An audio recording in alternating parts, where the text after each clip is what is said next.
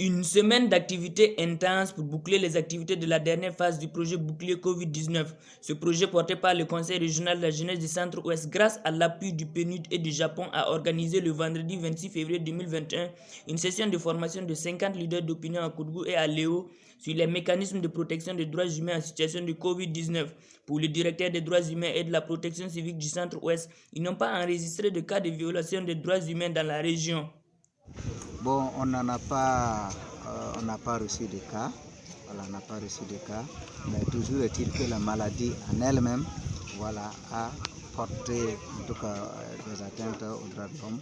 Voilà, en ce sens que toutes les activités étant arrêtées et les mesures qui ont été décrétées par le gouvernement a forcément entraîné des violations, des atteintes aux droits de l'homme. Pour le porteur du projet, l'objectif est de sensibiliser les leaders d'opinion sur les droits humains et mettre en place une cellule de veille citoyenne.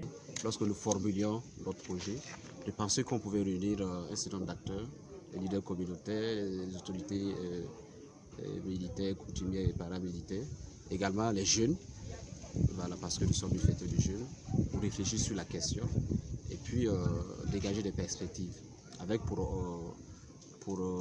exécutoire la mise en place d'un pool, voilà, un pool, pour ne pas dire un réseau, de défenseurs des droits humains. C'est avec beaucoup de satisfaction que les participants sont sortis de cette session de formation. Franchement, j'ai apprécié. Je ne regrette même pas d'être venue parce que ça m'a beaucoup appris.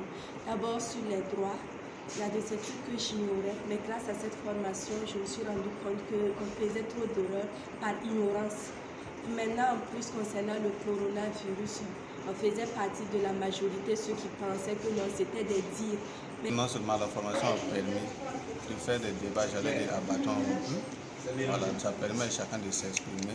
Et il faut féliciter la formatrice qui, malgré les débats, elle a su garder et su dire ce qu'il faut vraiment en matière de droits humains. Ainsi donc, la session de formation se termine avec la mise en place d'un collectif de défenseurs de droits humains.